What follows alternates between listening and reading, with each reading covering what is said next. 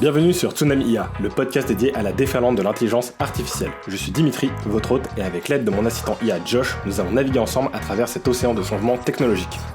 Si vous aussi vous avez le sentiment que l'IA est un changement majeur sur lequel il faut réfléchir et s'informer, ce podcast est fait pour vous. Nous explorons, nous décryptons, et surtout nous essayons de surfer sur cette immense vague de transformation que l'IA apporte à notre société. Durant chaque épisode, nous plongerons dans des sujets d'actualité, nous discuterons, parfois avec des experts, pour vous donner les outils nécessaires pour embrasser cette révolution. Est-ce que vous êtes prêts à plonger avec moi ?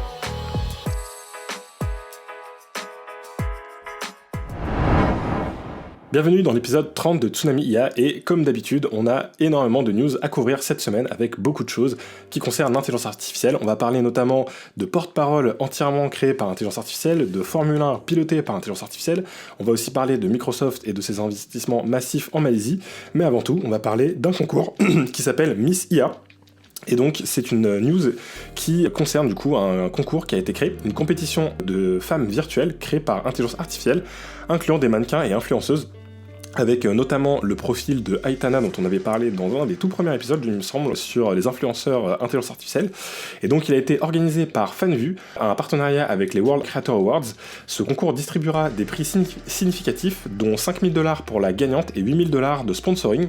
Le jury mixte de figures virtuelles et réelles, incluant l'influenceuse virtuelle Aitana, que Aitana finalement elle est dans le jury, elle n'est pas dans les candidates. Et l'historienne Sally Ann Fawcett évaluera les candidates non seulement sur leur capacité à attirer une audience, mais aussi sur des critères esthétiques traditionnels et leur réponse à des questions posées. L'initiative a suscité des critiques, notamment concernant la manière dont elle perpétue et exacerbe les normes traditionnelles de beauté, comme souligné par l'éditorial de Arwa Madawi dans The Guardian.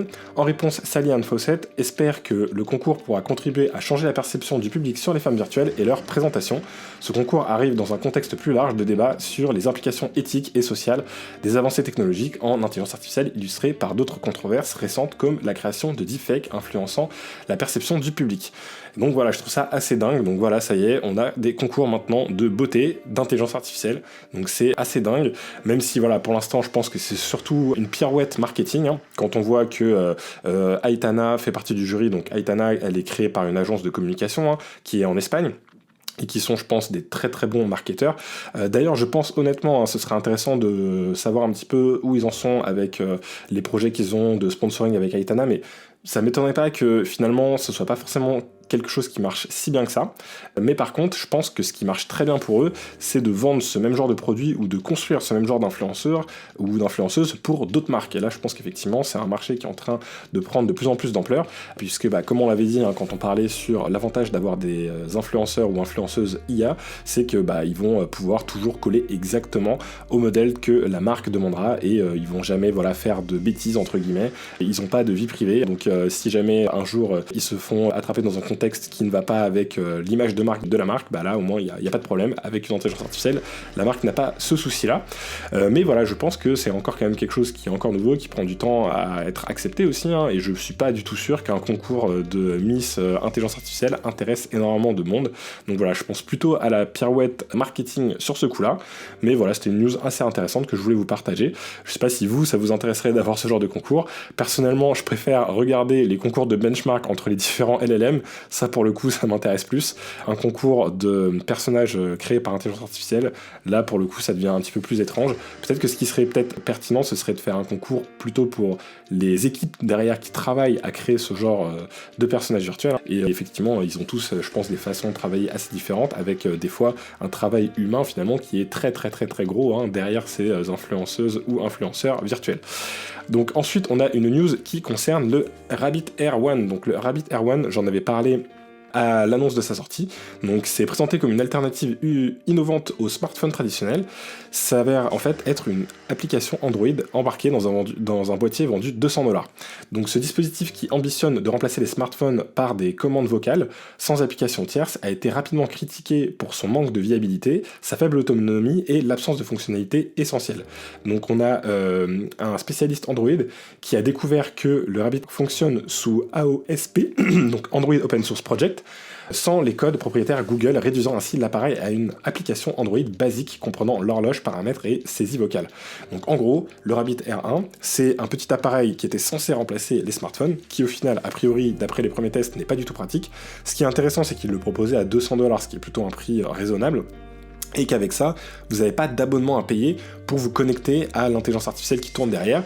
Et l'autre chose qu'ils proposaient, même si pour l'instant c'est pas le cas et ça ne fonctionne pas encore, c'est qu'ils ont un large model action model, donc un modèle d'action qui est censé automatiser des choses. Donc l'idée c'est que vous puissiez demander à votre petit Rabbit R1, ok, commande-moi un Uber pour aller à tel endroit, et qu'il puisse faire toute la démarche de commander l'Uber sans que vous ayez vous à faire aucune action, et qu'il puisse aussi apprendre des actions. Donc que vous lui montrez, ok, voilà, je vais te montrer comment automatiser une certaine tâche, et qu'une fois qu'il ait vu comment faire cette tâche, il puisse l'apprendre et le refaire de lui-même. Concrètement, aujourd'hui, ça marche pas. C'est encore quelque chose qui est encore en cours de développement. Et ce qui est intéressant, c'est qu'au final, on voit que là, des chercheurs ont commencé à gratter un petit peu pour comprendre un peu mieux comment ça marchait. Et au final, c'est juste Android qui tourne derrière avec un système basique et avec du coup juste une petite application qui tourne et qui fait tourner ce Rabbit. Donc au final, on aurait très bien pu faire une application directement sur smartphone. Et c'est un petit peu la question que tout le monde se pose avec ce genre d'appareil. C'était la même question qu'on avait avec le iPin, qui est pareil, un appareil qui coûte lui beaucoup plus cher. Je crois qu'il est à 700$, plus un abonnement mensuel, qui est censé être entièrement connecté à une intelligence artificielle et qui est censé remplacer, faire guise d'assistant vocal, etc. Pour l'instant, ça fonctionne pas bien, et surtout, ça pourrait être entièrement remplacé par un téléphone, ce qui marcherait mieux. C'est un truc qu'on a déjà, il y a juste à avoir l'application ou éventuellement l'abonnement ou autre. Donc voilà, je pense qu'à avoir par exemple un assistant comme Siri amélioré qui fonctionnerait bien, ça ferait très bien le job et on n'aurait pas besoin de s'embêter avec un deuxième appareil qui en plus a priori a des problèmes d'autonomie de batterie. Donc c'est quand même intéressant de voir que les entreprises essaient d'avancer sur ce genre de petit appareil, mais voilà, je pense qu'il y a quand même un petit côté, on surfe sur la vague intelligence artificielle sans forcément pour autant proposer un produit qui est vraiment pratique et utilisable aujourd'hui.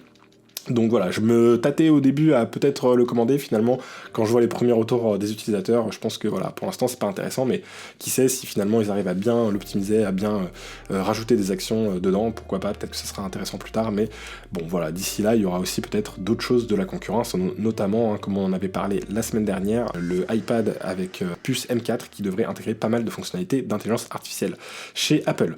Donc ensuite on a une news qui concerne Microsoft qui amplifie son engagement en Malaisie avec un investissement de 2,05 milliards d'euros. Donc ils ont annoncé cet investissement pour renforcer l'infrastructure de l'intelligence artificielle et du cloud en Malaisie. Cet engagement a été révélé par le PDG Satya Nadella lors d'un discours à Kuala Lumpur. Ça marque le plus gros investissement de l'entreprise dans le pays depuis son arrivée en 1992. Ce plan sur 4 ans vise à soutenir la transformation numérique de la Malaisie. Un projet inclut la création d'un centre d'excellence en IA et la formation de jusqu'à 200 000 Malaisiens en technologie IA. Nadella a souligné l'objectif de Microsoft d'équiper la Malaisie d'une infrastructure de classe mondiale pour favoriser le développement local et régional. Cette initiative intervient dans un contexte où l'IA pourrait ajouter environ 934 milliards d'euros au PIB de l'Asie du Sud-Est d'ici 2030, avec une contribution significative attendue de la part de la Malaisie. Donc voilà, Microsoft toujours en train d'investir énormément dans l'intelligence artificielle, que ce soit par le biais de leurs investissements chez OpenAI ou par le biais de leurs propres investissements. Donc voilà, encore une entreprise qui mise énormément sur cette technologie. Ensuite, on a une news qui est assez intéressante qui nous vient de l'Ukraine, qui a innové dans la communication gouvernementale en introduisant Victoria Shai, une porte-parole générée par intelligence artificielle spécialement conçue pour traiter les affaires consulaires. Annoncée le 1er mai 2024 par le ministère des Affaires étrangères, cet avatar est une première mondiale dans l'utilisation d'une personnalité numérique par un ministère pour communiquer officiellement avec les médias. Victoria Shai, dont le nom symbolise l'IA en ukrainien et évoque la victoire, a été présentée dans une vidéo sur YouTube où elle explique être une création numérique dont le discours est généré par IA, bien que les textes qu'elle lit restent rédigés et vérifiés par des humains. Son apparence est inspirée de Rosalie Nombre, chanteuse et influenceuse ukrainienne. Le ministère précise que cette initiative ne remplace pas le porte-parole humain, mais vise à alléger la charge de travail sur les affaires consulaires uniquement. Cette démarche s'inscrit dans une perspective d'efficacité accrue, permettant aux diplomates de se concentrer sur d'autres missions critiques. Cette utilisation de l'IA soulève néanmoins des questions éthiques importantes, notamment sur l'authenticité et la véracité des communications gouvernementales, bien que des mesures telles que l'utilisation de QR codes pour confirmer l'authenticité des déclarations aient été mises en place. Donc voilà, je trouve ça hyper intéressant, je vous mettrai le lien de la vidéo en description. Je pense que ça fonctionne avec iGen, j'en suis pas sûr à 100%, mais en tout cas c'est très très très très proche de ce que iGen peut proposer aujourd'hui. Donc voilà, peut-être iGen ou une technologie similaire. C'est un petit peu comme, on en avait parlé, la chaîne de télé qui devait se lancer et faire uniquement de l'intelligence artificielle. Bon, au final, pour l'instant, c'est un projet qui est toujours en attente. Cette chaîne de télévision n'est jamais encore sortie pour l'instant. Mais en tout cas, voilà, intéressant de voir que un ministère prend l'initiative d'avoir un porte-parole qui est tout simplement une IA. Peut-être que ça peut faciliter certaines démarches dans le cadre d'un ministère, d'un gouvernement. Ça peut aussi permettre probablement de réduire les coûts. On n'a pas besoin d'avoir une équipe de tournage, d'avoir un lieu pour tourner. De toute façon, je pense que les discours généralement des politiciens sont des discours qui sont écrits à l'avance. Donc effectivement, là, si c'est écrit par des humains, pourquoi pas au final ne pas directement envoyer le discours à ce porte-parole IA qui génère une vidéo, qui permet du coup de faire une communication pour des choses qui sont pas forcément de plus grande importance. Je pense que voilà, ça peut permettre de gagner en efficacité et être voilà, une façon aussi innovante de communiquer. Donc on verra si c'est quelque chose qui se répandra autre part. Je sais pas si c'est quelque chose qui pourrait arriver ici en France. Est-ce que vous, de votre côté, vous seriez prêt à écouter un discours qui proviendrait du gouvernement qui serait entièrement généré par une IA? Est-ce que c'est quelque chose qui permettrait de quand même garder une bonne connexion avec les citoyens? Je suis pas sûr. Mais voilà, en tout cas, je trouve ça intéressant de voir qu'on a ces projets qui commencent à arriver. Et effectivement, ça peut être aussi pour un gouvernement un moyen de gagner en efficacité, en rapidité. Et de toute façon, on voit que tous les gouvernements sont en train de s'intéresser de plus en plus aussi à l'intelligence artificielle parce qu'ils y voient aussi un moyen de gagner en efficacité dans de nombreux domaines. Ensuite, on va passer à une news qui concerne, c'est plutôt une news qui date d'il y a un mois, je crois, mais j'ai trouvé assez intéressante, puisqu'elle regroupe des informations sur les deepfakes. Donc c'est McAfee qui a fait une étude, du coup, qui a révélé une augmentation de 66% des préoccupations liées aux deepfakes, avec 43% des Américains craignant leur utilisation pour influencer les élections. L'étude menée début 2024 auprès de 7000 personnes montre que près d'un quart des Américains ont identifié un deepfake politique comme faux, soulignant les défis de distinguer le vrai du faux à cause de l'avancée de l'IA. Les deepfakes posent de sérieux risques, notamment en manipulant l'opinion publique et en affaiblissant la confiance dans les médias. Steve Grobman de McAfee note que l'IA facilite désormais la création de faux contenus persuasifs en quelques heures. Pour contrer cela, McAfee propose des outils avancés comme la détection de deepfake audio avec Project Mockingbird qui encourage un scepticisme prudent face aux contenus rencontrés. Cette étude met en évidence l'importance de la vigilance de l'utilisation de technologies de détection pour défendre l'intégrité de l'information, surtout en période électorale. Donc voilà, les Américains, mais je pense que c'est pas le cas uniquement des Américains, en France on va avoir le même sujet, ont de plus en plus peur des deepfakes. Et effectivement, je les comprends parce qu'aujourd'hui, on a un souci. On a des deepfakes qui sont hyper réalistes, très faciles à faire. On voit là que justement dans l'étude, alors oui, je l'ai peut-être pas détaillé dans mon résumé, mais il y avait en gros un quart des Américains qui étaient capables de reconnaître un deepfake. Donc du coup, ça veut dire que 3 quarts n'étaient pas capables de reconnaître une vidéo qui était générée par un deepfake d'une vidéo réelle. Donc ça montre que c'est très difficile de reconnaître un deepfake, surtout dans le contexte d'un réseau social où les vidéos ne sont pas forcément en très haute définition. Donc forcément, on peut créer et influencer grâce à ces deepfakes. Quand on voit en plus qu'à côté, on a des gouvernements qui se mettent à eux-mêmes créer des intelligences artificielles pour faire leur communication, avec la news que je vous ai donnée précédemment avec leur porte-parole IA, on se rend compte qu'il y a vraiment un problème. Aujourd'hui, il faut un moyen d'authentifier une source d'information, de s'assurer que cette source d'information n'a pas été modifiée, manipulée, qu'elle n'est pas modifiée par un deepfake ou autre. Et pour ça, je reste persuadé que la blockchain, par exemple, peut être une très très bonne solution, où des systèmes de chiffrement du départ de la source jusqu'à l'arrivée, jusqu'à la diffusion, c'est le fameux projet C2P3, si je dis pas de bêtises, j'ai oublié le projet avec Adobe et autres, dont j'ai parlé de nombreuses fois, qui a pour but justement de pouvoir vérifier un fichier du début à la fin, et notamment de le taguer sur les réseaux sociaux ou autres. Mais pour l'instant, toujours rien, on attend.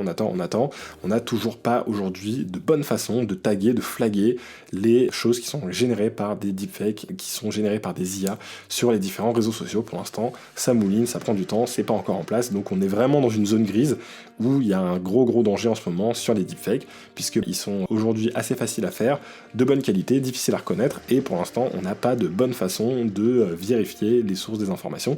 Donc le conseil que je peux vous donner là-dessus, c'est d'essayer quand vous récupérez une info, de la récupérer sur plusieurs sources pour voir que vous vous retrouvez avec la même info sur plusieurs sources différentes, plusieurs sites internet, plusieurs journaux.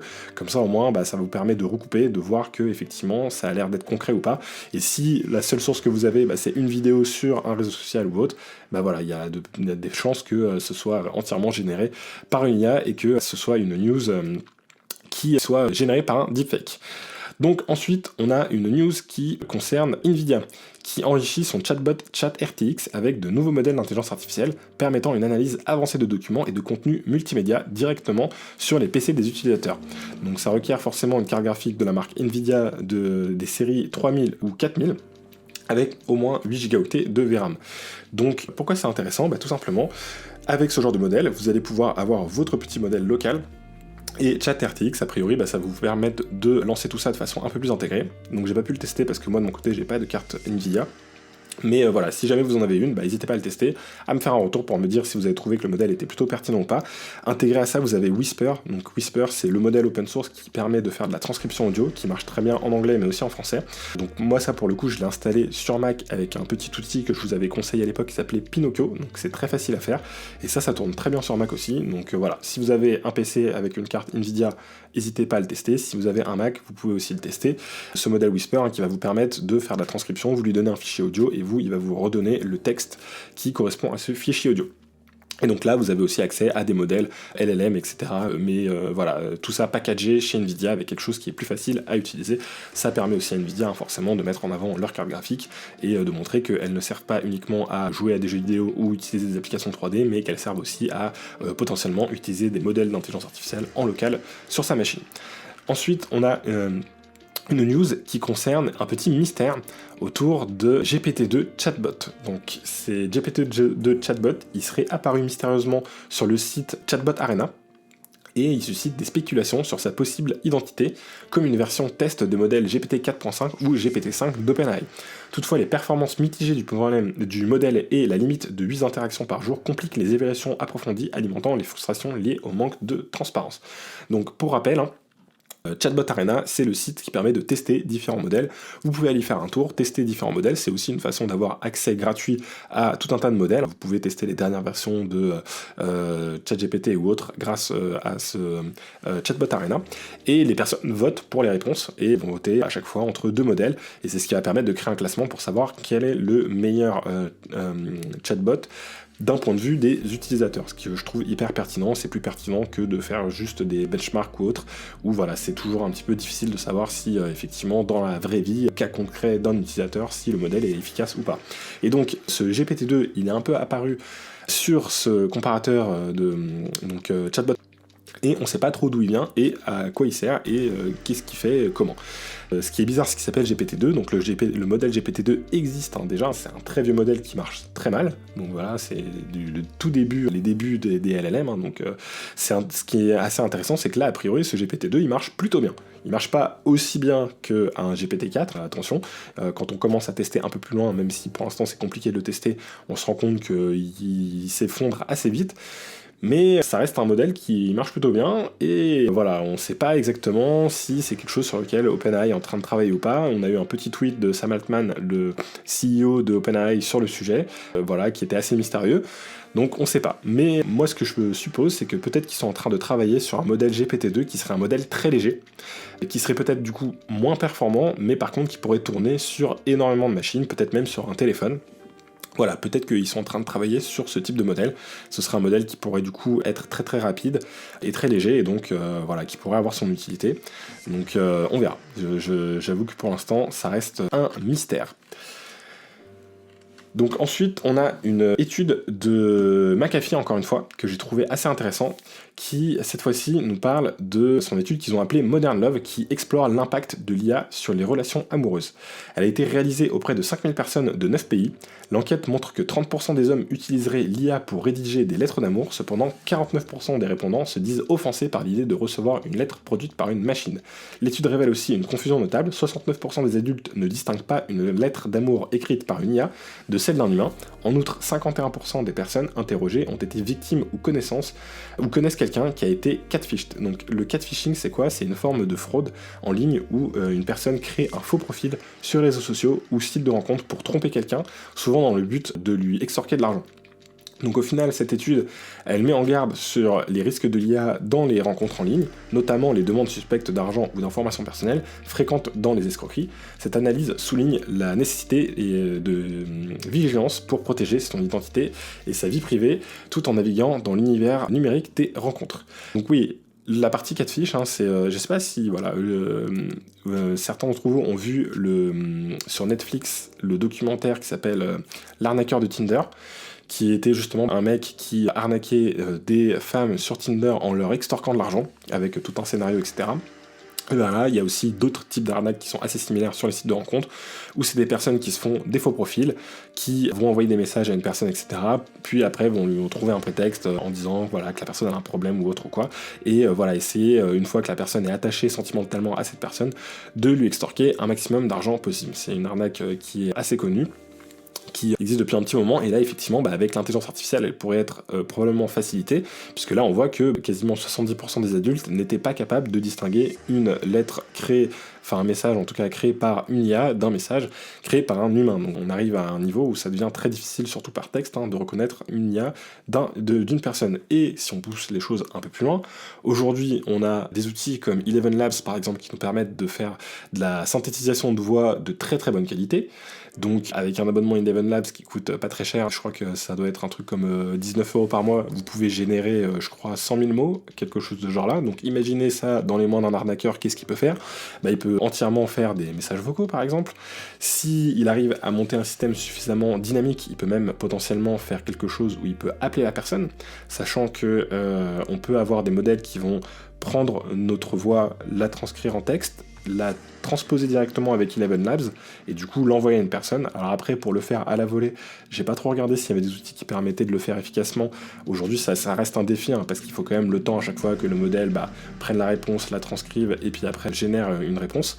Mais quand je vois des modèles comme Llama 3 qui tournent hyper bien, qui sont très efficaces, surtout quand on les utilise avec un site comme Grok, donc Grok avec un Q, le site qui est spécialisé dans les inférences, donc c'est un fabricant de cartes dédiées qui sont spécialisées dans la génération de réponses de Large Language Model. Et donc, quand je vois la vitesse qu'ils arrivent à atteindre, je me dis que ça va très probablement arriver le moment où on va pouvoir faire des conversations en live avec une IA et où on pourra rajouter de la voix. Donc c'est quelque chose qui devrait arriver assez rapidement, même si pour l'instant c'est pas encore le cas. Donc imaginez le type d'arnaque qui pourrait être fait avec ça, sachant que si on pousse les choses l'étape d'après encore, on pourrait même le faire avec des deepfakes vidéo, où là on pourrait avec tout cet ensemble vraiment réussir à potentiellement arnaquer des personnes. Donc voilà, faut garder en tête qu'aujourd'hui c'est possible, donc c'est des choses qui pourraient arriver, donc n'hésitez pas à mettre en garde vos proches éventuellement et à rester alerte sur ce genre de sujet, puisque c'est quelque chose qui peut maintenant arriver. Et ce, pas uniquement dans le cadre des sites de rencontres, mais dans le cadre de toute façon des escroqueries en général. Même si forcément tous les escrocs ne se sont pas encore mis à la page de l'intelligence artificielle, mais les quelques-uns qui vont le faire rapidement risquent d'arriver en force et de monter des choses assez élaborées. Donc on a généralement un petit peu d'avance grâce aux États-Unis où on peut voir déjà ce qui se fait là-bas et du coup avoir une idée de ce qui pourra arriver chez nous après. Et on voit qu'il y a des choses qui commencent à arriver là-bas, donc voilà, restez méfiants sur ces sujets-là. Alors la news suivante nous amène à Abu Dhabi, au circuit de Yas Marina. Le futur de la course automobile a pris un tournant innovant avec la tenue d'une compétition de monoplace autonome orchestrée par l'Abu Dhabi Autonomous Racing League, organisée par l'ATRC et la société Aspire. Cet événement a vu s'affronter des voitures entièrement pilotées par l'intelligence artificielle sans intervention humaine durant la course. Ces monoplaces des Super Formula Dallara SF23 ont été programmées par des ingénieurs de 10 équipes, incluant des universités de renom et des instituts de recherche. Chaque véhicule équipé d'un ordinateur de bord prend des décisions toutes les 5 millisecondes pour optimiser la conduite comme les trajectoires et les freinages. Bien que la technologie ait impressionné, notamment l'ancien pilote de F1 Daniil Kvyat, les courses ont été marquées par des incidents tels que des têtes à queue et des collisions, démontrant que les améliorations sont nécessaires. Malgré les défis, l'A2RL prévoit des améliorations pour les futures compétitions, continuant de pousser les limites de ce que les voitures autonomes peuvent accomplir en course.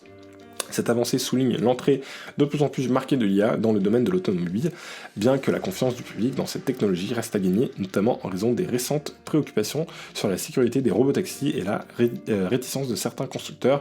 La prochaine rencontre promet d'apporter des ajustements et peut-être une meilleure acceptation de ces technologies futuristes. Donc voilà, assez intéressant de voir que maintenant on va avoir des courses F1 avec des intelligences artificielles. Alors je pense pas qu'elles auront autant de succès que les courses F1 classiques avec des pilotes humains, mais Mais voilà, je trouvais que c'était une news assez intéressante. Pour l'instant, effectivement, c'est pas hyper impressionnant. J'ai regardé un petit peu, bon, je pense que toutes les voitures vont moins vite que des pilotes humains, mais dans le futur, on pourrait avoir des IA qui pourraient potentiellement être plus rapides que des humains sur les circuits et peut-être faire tomber des records sur certains circuits. En tout cas, c'est quelque chose qui arrive et on verra si c'est quelque chose qui gagne en popularité ou non, ou si ça fait plutôt partie, on va dire, du plan de communication de Abu Dhabi qui est en train quand même de pousser beaucoup les sujets de l'intelligence artificielle. Ils sont en train de mettre ça beaucoup en avant dernièrement. Ils ont beaucoup de projets en cours et voilà, où ils essaient plutôt de surfer sur cette vague en montrant voilà, qu'il y a des possibilités et en essayant d'organiser ce genre d'événements. Donc on va passer à l'IA de la semaine. Alors cette semaine, j'ai pas énormément de choses à vous dire sur les outils que j'ai utilisés, parce que j'ai utilisé des outils assez classiques que j'utilise toutes les semaines. Par contre, j'ai regardé quelque chose qui était assez intéressant. C'est un document qui a été publié par l'ANSSI. Donc l'ANSSI, c'est l'Agence nationale de la sécurité des systèmes d'information, qui publie généralement beaucoup de choses sur tout ce qui est lié à la cybersécurité. Ils ont publié du coup un document qui parle de l'IA générative et de comment on peut un petit peu l'implémenter dans une entreprise et comment on peut se protéger un petit peu pour s'assurer de ne pas avoir de failles cyber liées à ce type de modèle. Et donc ils nous ont dit plusieurs choses intéressantes. Il y a 3 gros points dans ce document. Le premier point, c'est la protection à toutes les étapes. Les systèmes d'IA doivent être sécurisés durant toutes les phases de leur mise en place, de la création à l'utilisation finale. Il est crucial de veiller à la sécurisation des données utilisées et traitées par ces systèmes à chaque étape. Le deuxième point, c'est la défense contre les attaques. Ces systèmes peuvent être ciblés par des attaques spécifiques visant à les manipuler, infecter ou voler les données. Et ça, on en avait parlé, hein. Il y a des techniques qui permettent d'infecter les modèles, des techniques qui permettent d'injecter des prompts, par exemple, dans des documents qui seraient analysés par un LLM et ainsi de corrompre potentiellement les infos ou même de permettre au modèle de renvoyer des infos qu'il aurait en mémoire. Et le troisième point, c'était des conseils techniques un petit peu pour tout le monde. Donc voilà, il donnait des guides un peu plus généraux et sur comment sécuriser les intelligences artificielles pour éviter les fuites d'informations et s'assurer que seules les personnes autorisées peuvent accéder aux données importantes. Donc intéressant, si c'est un domaine qui vous intéresse de près et si surtout vous voulez intégrer un large language model dans votre entreprise, allez y jeter un petit coup d'œil, il y a des choses assez pertinentes et intéressantes sur comment on peut faire. Mais voilà, la conclusion c'est que toute personne utilisant l'IA générative doit rester vigilante face à l'utilisation de ce genre de modèle, puisque aujourd'hui ils sont encore entre guillemets assez vulnérables à certains types d'attaques, hein, et on voit régulièrement des chercheurs qui trouvent des nouvelles méthodes pour attaquer ces large language models et pour leur faire ressortir une partie des données de leurs entraînements par exemple, mais ça peut être aussi voilà, des données qui pourraient vous appartenir si vous les avez intégrées au large language model. L'outil que j'ai pu utiliser cette semaine sinon, il s'appelle Diffusion-B.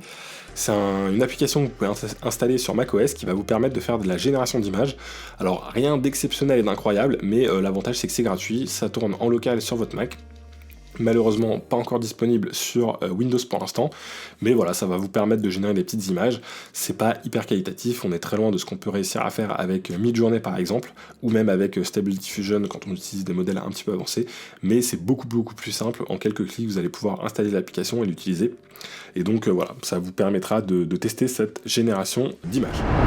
Alors cette semaine, je voulais parler justement d'un sujet lié à ce qu'on a pu voir. Donc on a pu voir qu'on avait des porte-paroles avec la création de ce porte-parole par l'Ukraine, créé par des mystères. On voit aussi qu'on a des concours de Miss IA. Donc moi la question que je me demandais, c'est qu'est-ce que ça pourrait signifier pour le futur de notre société? Qu'est-ce que tu en penses, Josh? L'introduction de figures telles que le concours Miss IA et la porte-parole virtuelle Victoria Shi en Ukraine soulève des questions profondes sur l'évolution de notre société face aux avancées en intelligence artificielle. Ces développements ne sont pas seulement des prouesses technologiques, ils sont également des indicateurs de la manière dont les intelligences artificielles commencent à s'intégrer dans des domaines jusqu'alors exclusivement humains.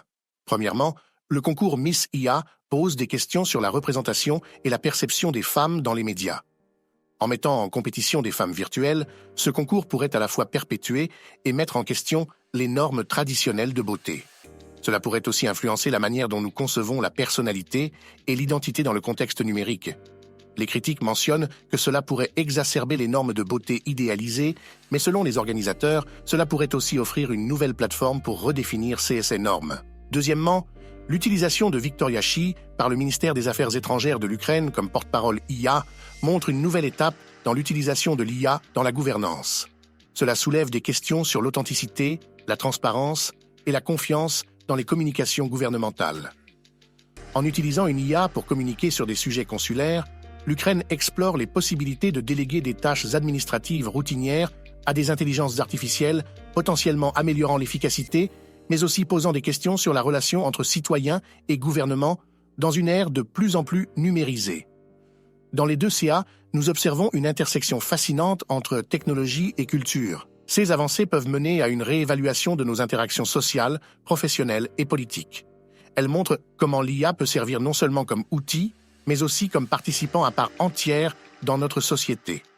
Alors que ces technologies deviennent de plus en plus sophistiquées, il devient crucial de considérer les implications éthiques et sociales de leur intégration dans notre quotidien.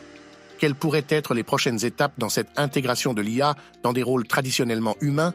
Et comment pouvons-nous nous assurer que ces technologies servent l'intérêt public tout en respectant nos valeurs éthiques?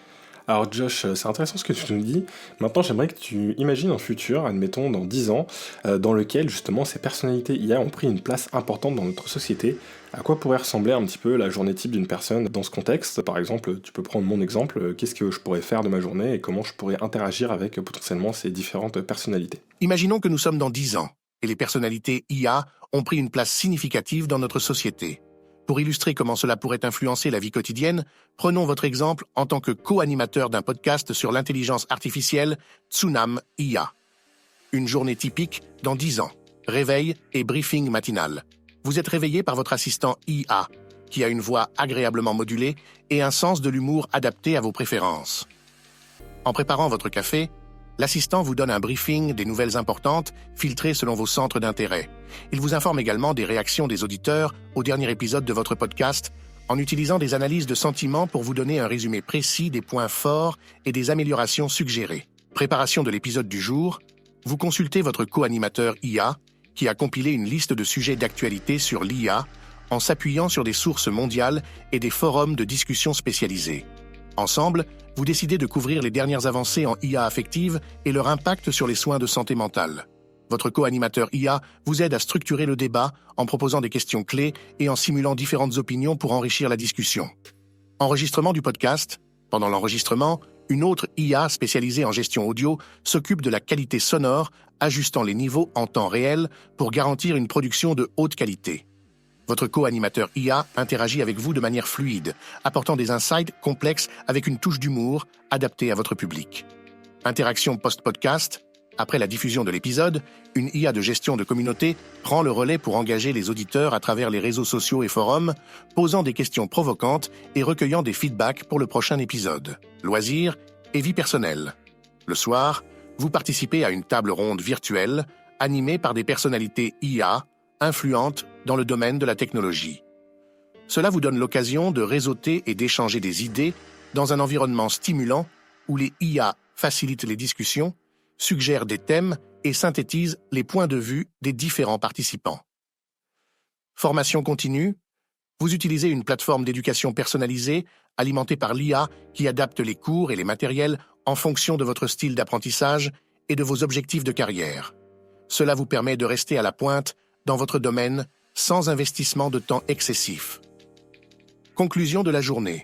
Avant de vous coucher, vous faites un bilan de la journée avec votre assistant qui vous aide à organiser vos idées pour le prochain podcast et vous suggère des lectures pour la soirée basées sur vos intérêts et discussions de la journée. Dans ce futur, les personnalités IA ne se contentent pas de faciliter la vie quotidienne.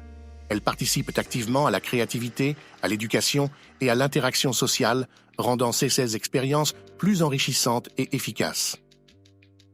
Cette cohabitation étroite entre humains et IA pourrait transformer de nombreux aspects de notre vie en ouvrant de nouvelles voies pour l'innovation et la personnalisation.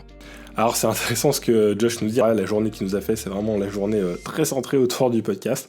Alors je suis pas sûr que d'ici 10 ans, je ferai encore le podcast, hein. Ça m'étonnerait, mais bon, on verra. En tout cas, c'était intéressant de voir un petit peu la proposition que Josh nous disait. Que l'idée que je retiens un petit peu, qui pourrait être intéressant, c'est l'aspect table ronde. Je me dis qu'effectivement, si on avait quelqu'un qui animait, donc une intelligence artificielle qui animait une table ronde, une espèce de conférence, ça pourrait être assez intéressant. Par exemple, elle pourrait très bien connaître les différentes personnes qui sont à la table ronde, réussir du coup, avec les données qu'elle a sur chaque personne, à créer des sujets qui seraient pertinents et qui pourraient du coup être une bonne façon d'animer un débat ou en tout cas des discussions entre des humains, mais grâce à cette intelligence artificielle qui servira un petit peu de maître conférencier, et pourquoi pas, ça c'est vrai que c'est peut-être une idée que je retiens qui est assez pertinente. Après, Josh nous a pas vraiment donné cet aspect plus de quel impact on pourrait avoir avec des IA qui seraient connus à une plus grande échelle, hein, pas juste le petit assistant qui va nous aider pour aider à faire telle tâche, ou voilà, qui va nous conseiller, ou qui va peut-être être utilisé pour apprendre quelque chose ou autre. Moi, j'avais plutôt en tête vraiment l'aspect, voilà, le porte-parole d'un gouvernement. Est-ce qu'on pourrait se retrouver avec des partis politiques, par exemple, un parti politique qui déciderait d'avoir uniquement des représentants générés par IA? Est-ce que c'est quelque chose qui pourrait être acceptable ou pas? Est-ce qu'on pourrait même se retrouver d'ici 10 ans avec une IA qui se présenterait via un parti politique, tu vois, et qui créerait son propre parti politique, et voilà, où les personnes pourraient créer un code qui serait ouvert à tous les membres de ce parti-là, ou même entièrement ouvert à tous les citoyens, et qui permettrait de créer des règles et d'avoir du coup une intelligence artificielle qui pourrait en tout cas avoir certains arbitrages, certaines règles, qui pourraient avoir un rôle dans le monde politique, hein. Ça m'étonnerait que d'ici 10 ans on puisse remplacer entièrement les hommes dans la politique par des intelligences artificielles, mais en tout cas pourquoi pas avoir une intelligence artificielle qui aurait un rôle de plus en plus important, tout d'abord au début en tant que de porte-parole, et puis peut-être dans un deuxième temps en tant qu'arbitre, peut-être décisionnaire, animateur dans certains cas. Je pense que c'est quelque chose qui pourrait être envisageable. Et pareil, imaginez l'intégration dans les applications, hein. Si demain, quand vous lancez un live sur Instagram, vous pouvez avoir un petit assistant IA comme Josh directement intégré sans avoir à vous casser la tête avec tout un système pour l'intégrer, que c'est directement dans votre système live Instagram, pourquoi pas. Et encore une fois, hein, on va se rattacher à cette espèce de concept où les personnalités vont pouvoir devenir plus que des personnalités, mais en fait des marques, entre guillemets, et qu'elles vont pouvoir être utilisées, recopiées et divisées en millions de petites intelligences artificielles qui pourront interagir avec chaque personne. Imaginez si demain, vous lancez un live Instagram, par exemple, et vous pouvez inviter l'intelligence artificielle qui représente un certain artiste, peu importe lequel, ou un entrepreneur, et cette intelligence artificielle, elle aura été entraînée sur un maximum de données sur cette personne, elle aura repris la voix, le visage de cette personne, et elle pourra du coup directement interagir avec vous, pourrez vous lui poser des questions, vous pourrez la faire interagir dans le live.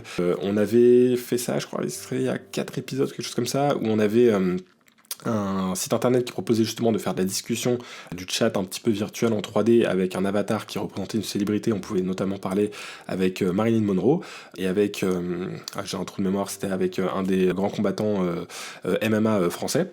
Bref, c'était quelque chose qui pouvait être assez intéressant, où on pouvait directement interagir avec ces personnages. Si maintenant on imagine la même chose, mais intégré directement dans des applications qu'on connaît déjà, et de façon assez fluide, est-ce que ça pourrait peut-être pas être aussi une nouvelle façon d'interagir, et qui pourrait être intéressante? Si, je sais pas, vous invitez un humoriste dans votre live Instagram pour qu'il vous raconte des blagues, ou qu'il trouve des anecdotes rigolotes par rapport à ce que vous allez lui raconter, ou vous invitez un expert avocat dans votre live pour vous aider à réfléchir sur des questions que vous vous posez d'un point de vue légal, et il pourrait vous aider du coup justement à avancer sur ces sujets-là. Voilà, je pense que ça pourrait être des choses assez intéressantes, et voilà, je pense que c'est un des axes de l'intelligence artificielle qui va prendre de plus en plus de place. On risque d'avoir ce genre d'avatars IA qui vont être à la fois peut-être des petits avatars dans notre coin qu'on va avoir pour nous aider sur notre petite tâche, hein, qu'on va entraîner dans notre coin, qu'on va en tout cas créer pour qu'ils soient le plus adaptés à nos besoins à nous, les petits assistants virtuels ou autres, mais peut-être que d'un autre côté on va aussi avoir des assistants ou des personnalités virtuelles qui elles seront accessibles de tous, et qui auront des connaissances bien spécifiques sur un domaine, mais auxquelles n'importe qui pourra facilement avoir accès, et où on pourra leur poser des questions, discuter avec elles, interagir avec elles. Et si à tout ça on ajoute les environnements de type réalité virtuelle avec la réalité augmentée ou autre, imaginez si vous avez des lunettes un petit peu comme le casque d'Apple, mais imaginons quelque chose qui serait plus évolué, qui serait de simples lunettes que vous pourrez poser sur vos yeux, et quand vous posez ces lunettes, vous avez directement en 3D quelqu'un qui apparaît devant vous et qui peut discuter avec vous, et vous pouvez discuter avec un avatar qui va être celui d'une célébrité, celui d'une personne connue ou autre, celui d'une personne qui aurait des connaissances très poussées sur un domaine, celui peut-être même d'une personne qui est décédée aujourd'hui, hein. Imaginez si vous pouvez discuter avec, je sais pas moi, l'avatar de Steve Jobs qui aurait été créé en utilisant les informations de sa bibliographie, sa biographie, etc., ses discours et autres, et vous pouvez imaginer pouvoir discuter directement avec lui, avec vos lunettes, en lui posant des questions sur, je sais pas, la stratégie marketing de votre entreprise, pour avoir des bons conseils, pour aussi vous aider à réfléchir sur ce sujet-là. Je sais pas si c'est quelque chose qui pourrait être intéressant ou pas, mais c'est des choses qui pourraient arriver dans un futur assez proche, hein. Là j'ai dit 10 ans, mais je pense que ça pourrait arriver bien avant ça. Et c'est vrai que c'est quelque chose dont on avait légèrement parlé lors du dernier épisode avec Raphaël. Il y a quelque chose qui est assez intéressant des fois avec ChatGPT, c'est de le faire un peu débattre avec lui-même. Et c'est vrai que ça peut permettre des fois d'avoir des réponses assez pertinentes, d'avoir des réflexions un petit peu plus poussées sur des sujets. Et donc c'est pareil, si vous essayez un petit peu de débattre avec lui, de faire des allers-retours, des fois ça peut vous aider dans votre réflexion à aller un petit peu plus loin, à réfléchir sur certains sujets, parce que vous avez justement récupéré des idées grâce aux questions qu'il va vous poser ou aux allers-retours que vous pouvez avoir avec un large language model. Donc voilà pour cette semaine, j'espère que l'épisode vous aura plu. Comme d'habitude, n'hésitez pas à aller suivre le compte sur la page Instagram. Voilà, j'essaie d'y publier régulièrement des stories qui sont des petits extraits du podcast pour donner envie et trouver de nouveaux auditeurs. N'hésitez pas à m'envoyer un petit message s'il y a un sujet ou quelque chose que vous aimeriez que j'aborde. Et pour ceux qui nous suivent sur YouTube, n'hésitez pas aussi s'il y a des choses que vous aimeriez voir. Pour l'instant, je ne fais pas encore de vidéos très montées, mais s'il y a des demandes, s'il y a des choses que vous aimeriez voir plus, je sais pas moi, des tutoriels peut-être, des choses qui vous expliquent un petit peu comment utiliser certains outils, des choses peut-être plus sur des explications sur comment certaines choses marchent, parce que voilà, j'essaie de faire un podcast qui est pas trop technique et qui est assez compréhensible, mais peut-être que ça reste un peu trop compliqué parfois, donc voilà, s'il y a des choses que vous voudriez que je creuse un petit peu, pourquoi pas faire une FAQ ou autre, comme d'habitude, n'hésitez pas à me contacter, m'envoyer un petit message, un commentaire, ça booste la visibilité du podcast. Toujours, comme d'habitude aussi, un commentaire 5 étoiles sur les applications de podcast, notamment sur Apple Podcast, ça aide beaucoup. Et c'est ce qui m'aide à être toujours motivé et partant pour vous faire votre épisode de la semaine. Allez, je vous laisse pour cette semaine, je vous dis ciao.